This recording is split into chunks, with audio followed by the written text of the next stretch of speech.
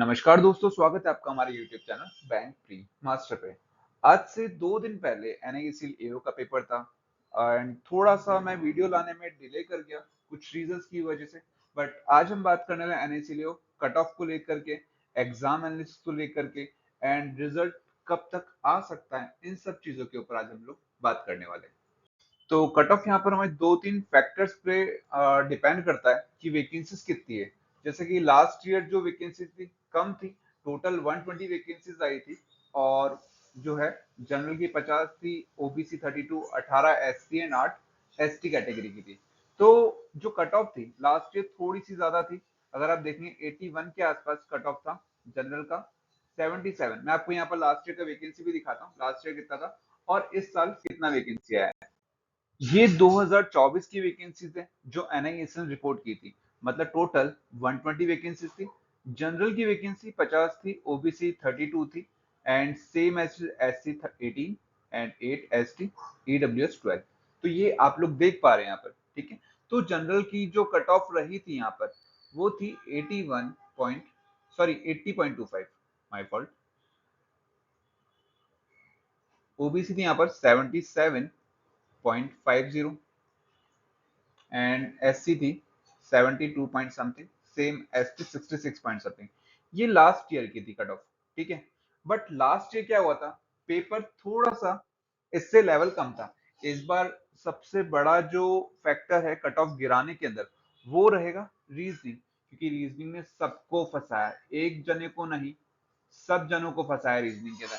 कोई अटेम्प्ट, मैंने कम से कम 500 से 600 रिव्यूज देखे हैं, सब लोग रीजनिंग के अंदर स्ट्रक हुए हैं, क्योंकि वहां पर पजल्स इस लेवल से डिजाइन की गई कि हर कोई वहां पर फंस सकता था। कि आप लोग अपनी स्ट्रेटजी को चेंज करें, क्योंकि पहले क्या होता था, हर कोई 35 आउट ऑफ 35 बना कर आता था। मैं आपको यहाँ पर पूरा रीजनिंग का एनालिसिस बताता हूँ सबसे पहले कि रीजनिंग में क्या गलती मैंने करी, क्या गलती आप लोगों ने वहां पर करी हुई। ठीक है, तो हम लोग रीजनिंग के ऊपर पहले बात करते हैं कि एग्जाम एनालिसिस हमारा यहाँ पर हो जाएगा। तो रीजनिंग की हम लोग यहाँ पर बात कर रहे हैं। रीजनिंग के अंदर जितने भी क्वेश्चन थे सब इजी थे एक्सेप्ट पजल। हर पजल यहाँ पर ट्रिकी थी, बट हाँ एक पजल मैं कहूंगा बहुत इजी थी। सिर्फ एक पजल आई थी, डे बेस्ड जो पजल आई थी। डे मतलब मंडे, ट्यूसडे, वेडनेसडे, ठीक है। सिर्फ एक यही पजल थी। मैं अपना एग्जाम बताऊं, मेरा एग्जाम 4:30 बजे था सेकंड शिफ्ट के अंदर। तो जो मैंने एग्जाम में अटेंड, सारे क्वेश्चन मैं आपको यहाँ पर बताता हूँ। ये डे बेस्ड जो पजल थी ये मुझे सबसे इजी लगी। इवन बॉक्स वाली भी ट्रिकी थी पजल, बहुत टाइम टेकिंग पजल थी। इवन मेरा पेपर यहाँ पर बिगड़ गया था, सिर्फ एक पजल ने मेरा पेपर बिगाड़ा था। वो पजल थी year based puzzle. Year is मतलब 1962, 68, 72, 96, इन सबको आपको 2025 के अकॉर्डिंग कैलकुलेट करना था। पता है पहली ही लाइन यहाँ पर इतनी ट्रिकी दे दी थी कि जो एक्स और वाई की एज का जो डिफरेंस है वो किसी नंबर का स्क्वायर है ना। तो अब मैं अगर एक एक का डिफरेंस देखने बैठूंगा मुझे लग जाएगा टाइम। मैंने यहाँ पर 4 मिनट वेस्ट कर दिए और मैं थोड़ा सा पैनिक कर गया एग्जाम के अंदर। ठीक है, सिर्फ इस वजह से मैं अटक गया। लेकिन शायद मेरा दिन अच्छा था यहाँ पर। मैंने वहां पर क्या करा, कुछ नहीं, मैंने इस क्वेश्चन को स्किप करा, क्योंकि सबसे पहले मेरे ब्लड रिलेशन आया था, बट उसको मैं ऑलवेज स्किप करता हूँ। देन मैंने सोचा पजल मैं सारी बना लेता हूँ। इस पजल पे आया तो इस पजल ने मुझे फंसा दिया। फिर मुझे लगा मेरा पेपर गया। मेरे पास 16 मिनट बचे थे और मेरे अटेम्प्ट थे 0 यहाँ पर। ठीक है, मैंने वापस से, मैंने कहा बिगड़ तो गया है, मैं इसको वापस से स्टार्ट करता हूँ 0 से। जितने हो पाए 20-22 क्वेश्चन में टच करने की कोशिश करूंगा। ठीक है, बट मेरा दिन यहाँ पर इतना अच्छा था। मैंने, कोई भी हम लोग पजल बनाते हैं तो हम लोग क्या करते हैं यहाँ पर, पॉसिबिलिटी पे वर्क करते हैं। ठीक है, 1 2 3, ठीक है, 3 पॉसिबिलिटी बनाते हैं। मैंने जिस भी पॉसिबिलिटी को बनाया, पहली पॉसिबिलिटी वो बन गई, बाकी को मैं ट्राई भी नहीं करना पड़ा मुझे। इस वजह से मेरे यहाँ पर मतलब 16 मिनट के अंदर मेरे 33 अटेम्प्ट हुए। इवन मैं भी शॉक्ड हुआ इस चीज को लेकर के कि मैंने इतने अटेम्प्ट कर लिए, जहां मैं एक्सपेक्ट कर रहा था 20 क्वेश्चंस भी हो जाए, क्योंकि मुझे लगा कि यार मेरा पेपर टोटली बिगड़ चुका है। क्योंकि जब हम स्टार्टिंग के अंदर गलती कर देते हैं तो मुश्किल होता है कि हम उस गलती को रिकवर कर पाए। ठीक है, बस सिर्फ एक रीजन मेरे साथ बहुत अच्छा हुआ कि मेरी सारी पजल पहली ही पॉसिबिलिटी में बैठ गई। ठीक है, तो ये चीज था रीजनिंग का। बाकी सारे क्वेश्चन बहुत इजी थे। 3 सिलॉक्स अगर आप बनाएंगे तो बहुत इजी था। 3 इनइक्वलिटी, इवन ब्लड रिलेशन में 3 क्वेश्चन थे, वो भी बहुत इजी था। मुझे लगा टफ होगा, लेकिन ये वैसा बिल्कुल भी नहीं था। बहुत सिंपल सा ब्लड रिलेशन था यहाँ पर। ठीक है, 2 कोडिंग डिकोडिंग के क्वेश्चन थे, एंड शायद 5 नंबर का भी एक कोडिंग डिकोडिंग था, मुझे वो याद नहीं आ रहा। ठीक है, एक ये था। उसके अलावा जो बात करते हैं, वर्ड फॉर्मेशन क्वेश्चन था। ये तो मैं हाथ भी नहीं लगाता, मेरे पास टाइम भी नहीं बचा कि मैं इस क्वेश्चन को कर पाऊँ। ठीक है, तो रीजनिंग सब चीजें इजी थी एक्सेप्ट पजल, और सबसे ज्यादा ट्रिकी थी ईयर बेस्ड पजल वाली। ठीक है, तो यहाँ पर एक छोटा सा एनालिसिस था रीजनिंग का, कि रीजनिंग को अप्रोच करने का तरीका भी आपको पता होना चाहिए कि रीजनिंग को अप्रोच कैसे किया जाए। मेरी अप्रोच बस यही रहती है कि मैं पजल देखते के साथ ही मुझे कॉन्फिडेंस होता है कि मैं पजल बना लूंगा, लेकिन कई बार हमारा कॉन्फिडेंस भी हमें बीट कर देता है। ठीक है, और हम लोग वहां पर फेल हो जाते हैं। सिर्फ मैं कोशिश करता हूँ कि मान लो सर्कल बेस्ड पजल है, तो मैं फटाफट से 2 सर्कल बना दूंगा, उसके ऊपर 8 बंदे बिठा दूंगा, बोला गया है। हाँ, सिर्फ पॉसिबिलिटीज पे वर्क करता हूँ, और पॉसिबिलिटीज से एक इंस्टेंटली एलिमिनेट हो जाती है। ये होता है क्लैरिकल के अंदर। बट अगर ऑफिसर लेवल पे जाओगे तो आपको 3 पॉसिबिलिटी बनानी पड़ती है कुछ पजल्स के अंदर, कोई सी भी होगी, 3 पॉसिबिलिटी आपको वर्क करना ही पड़ता है। ठीक है, तो पजल का मेरी तरफ से बेसिक फंडा ये कि आप पॉसिबिलिटीज को बना लो, क्लैरिकल 2, ऑफिसर में 3, और वो 3 में डेफिनेटली एलिमिनेट होती है। ठीक है, तो मेरे साथ कल यही हुआ कि मैं जो 3 पॉसिबिलिटी से वर्क कर रहा था हर एक पजल पे, वो मेरी बनती चली गई। इस वजह से मेरा रीजनिंग का सेक्शन अच्छा हो गया। बात करते हैं एक बार हम लोग क्वांट की भी। क्वांट भी इतना इजी नहीं था जितना एक्सपेक्ट कर सकते थे। यहाँ पर भी बहुत सारे क्वेश्चंस ट्रिकी थे। लाइक सबसे ज्यादा ट्रिकी थी डीआई। इसमें मतलब इस टाइप से रेशियो दे दिया, मेल प्लस फीमेल, इस टाइप से था। एंड मेल फीमेल का कुछ रेशियो टाइप का था, मुझे अभी क्वेश्चन याद नहीं है, अप्रोक्स 2 दिन हो चुके हैं, तीसरा दिन भी खत्म होने को है, तो मुझे क्वेश्चन याद नहीं। ये डीआई बहुत ट्रिकी थी, बट हाँ, जिसको ये चीज समझ में आ गया कि क्वेश्चन कहना क्या चाह रहा है, डीआई ने क्या कहा। क्वेश्चन तो इजी थे, लेकिन डीआई मेन होता है, डीआई को समझना। अगर आप ये समझ गए, तो जिसने इस डीआई को डिकोड कर लिया, वो यहाँ से 5 नंबर लेके चला गया। ठीक है, तो यहाँ पर इस चीज को डिकोड करना थोड़ा सा टिपिकल था।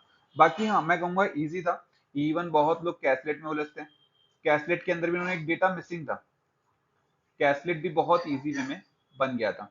जिनकी अंडरस्टैंडिंग अच्छी है, जिनकी कैलकुलेशन अच्छी है, उन लोगों ने इसको इजीली डिकोड कर दिया होगा। ठीक है, तो यहाँ पर भी लोगों ने 22 से 25 यहाँ पर अटेम्प्ट करें। मेरे यहाँ पर सॉरी 29 अटेम्प्ट थे, 30 नहीं, 29 मेरे अटेम्प्ट थे यहाँ पर। ठीक है, तो ये हो गई डीआई, कैसलेट। नंबर सीरीज के यहाँ पर 6 क्वेश्चन थे, बहुत इजी थे, सारे मिसिंग के ऊपर थे। उसके अलावा अप्रोक्सीमेशन, ये तो आप जानते ही हैं, अप्रोक्स भी बहुत सिंपल थे, 5 क्वेश्चन आते हैं, बाकी बचे अरिथमेटिक। ठीक है, ये 10 क्वेश्चन के आसपास होंगे। मतलब अप्रोक्स आप यहाँ पर क्वेश्चन बना सकते थे, जिन लोगों की कैलकुलेशन स्पीड अच्छी है, जिन लोगों की अंडरस्टैंडिंग यहाँ पर बहुत अच्छी है। ठीक है, तो मैथ्स डुएबल था। बात करते हैं इंग्लिश की भी, हम लोग बात कर लेते हैं। इंग्लिश एज इट इज, जैसा अभी के टाइम पे बहुत इजी पैटर्न आ रहा है, ये पीओ प्री से कम लेवल आता है। ठीक है, बट यहाँ का पैरा जंबल, इसे सब फंसाते, ये सबको फंसाता है आजकल। इसको आजकल कोई नहीं फंसा पाता, पहले बन जाता था। ये भी थोड़ा टाइम टेकिंग था। पैसेज इजी था, पैसेज बन गया। बट कुछ, जैसे कि हम लोग इंग्लिश के अंदर ऑप्शंस को एलिमिनेट करके करते हैं। ठीक है, यहाँ पर एलिमिनेशन मेथड करना थोड़ा सा मुश्किल हो रहा था। बट फिर भी हाँ, आपके पास टाइम जितना था, 20 मिनट में आप 30 क्वेश्चन बना सकते हो। ठीक है, आपके पास टाइम होता है, बट आपको क्वेश्चन आने चाहिए। इजी था। ठीक है, ये टोटल ओवरऑल एनालिसिस था। मैंने ज्यादा डीप में नहीं गया हूँ, बट हाँ, मैंने यहाँ पर क्वेश्चंस बताना चाहता था कि पेपर का लेवल क्या था। हम लोग वापस से अपने कट ऑफ वाले टॉपिक के ऊपर आते हैं। ये डेटा 2025 की वैकेंसीज का है, जो आप देख रहे हैं यहाँ पर, कि यहाँ पर 2024 के अंदर जो थी, वो 120 वैकेंसी थी टोटल। जर्नलिस्ट की बात कर रहा हूँ मैं यहाँ पर। ठीक है, यहाँ पर है 193। और अगर बात करते हैं यूआर की, 50 उस टाइम पे थी 24 के अंदर, इस बार 78। सेम एज इट इज, यहाँ पर 52 है, ओबीसी की पहले थी 32। एंड एससी की बात करें, एससी की 18 थी और एसटी की 8 थी। एंड ईडब्ल्यू की शायद सेम ही है, 19 ही वैकेंसी थी। तो इस अकॉर्डिंग डेटा 193 है। और लास्ट ईयर जैसा 120 थी, उसमें आपको मैं कट ऑफ बता चुका हूँ कि 80 पॉइंट समथिंग जनरल की थी। तो आप देख लीजिए, उस अकॉर्डिंग आप देखेंगे कि लास्ट ईयर कट ऑफ 80.25, जबकि पेपर टोटली डुएबल था, टोटली डुएबल। इस बार का पेपर डेफिनेटली ट्रिकी था। जो आप सबने देखा रीजनिंग के अंदर, जो लोग 35 के 35 बना के आए थे, वो 20, 22, 23 पे स्टक हो गए।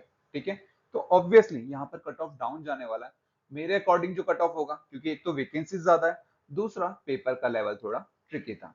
तो इस भी पे कट ऑफ जो है, अगर 80 जनरल कैटेगरी का था, तो ये 75 तक, 75 के ऊपर मुश्किल से जाने वाला है। ठीक है, 75 टू 76 आप यहाँ पे अज्यूम कर सकते हैं कि इतना कट ऑफ जनरल कैटेगरी का जर्नलिस्ट का होगा। और यहाँ से 2-3 नंबर आप कम करेंगे तो ये 72 ओबीसी कैटेगरी मान लीजिए। एंड साथ ही जो एस सी एस टी, वो अपनी कैटेगरी जो आपकी लास्ट की कट ऑफ थी, उससे 1-2 आप कम कर लीजिए। तो ये हमारा एक्सपेक्टेड कट ऑफ रह सकता है, जो कि जनरलिस्ट का है।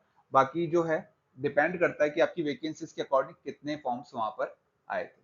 ठीक है, तो ये हो गई हमारी टोटल जो है कट ऑफ। उसके अलावा एक्सपेक्टेड रिजल्ट डेट, रिजल्ट हमारा कब तक आ सकता है। तो जैसे कि आईबीपीएस का फिक्स है, बैंक के रिजल्ट मीन से अप्रोक्स 10 से 12 दिन पहले आते हैं। एंड इंश्योरेंस में जैसा कि ऑब्जर्व किया गया, ये अप्रोक्स 18 से 20 दिन पहले आपको रिजल्ट देता है प्रीलिम्स का, मेंस से पहले। और जैसा कि आपकी मेंस की डेट तो है फिक्स, मेंस में आपका 28 और 29 को अक्टूबर आपके मेंस एग्जाम है। 28 को शायद ओरिएंटल है एंड 29 को आपका NIACL का मीन्स है। तो आप एक्सपेक्ट कर लीजिए, एक अंदाजा लगा लीजिए कि यहाँ से 18 से 20 दिन पहले, तो आप मान लीजिए 10th ऑफ अक्टूबर तक आप लोग रिजल्ट यहाँ पर प्रेडिक्ट कर सकते हैं कि इस डेट तक आपका रिजल्ट आ जाएगा। ठीक है दोस्तों, तो यहाँ पर हम लोग अपनी सारी चीजों को डिस्कस कर चुके हैं, expected cut off, exam analysis, expected result date. तो दोस्तों उम्मीद करता हूँ आपको आपके अकॉर्डिंग जो इन्फॉर्मेशन चाहिए थी वो आपको मिल गई होगी, और वीडियो आप लोगों को पसंद आया होगा। तो दोस्तों अगर वीडियो पसंद आए तो वीडियो को लाइक, शेयर और सब्सक्राइब जरूर कीजिएगा। तो मिलते हैं दोस्तों नेक्स्ट वीडियो में। Thank you.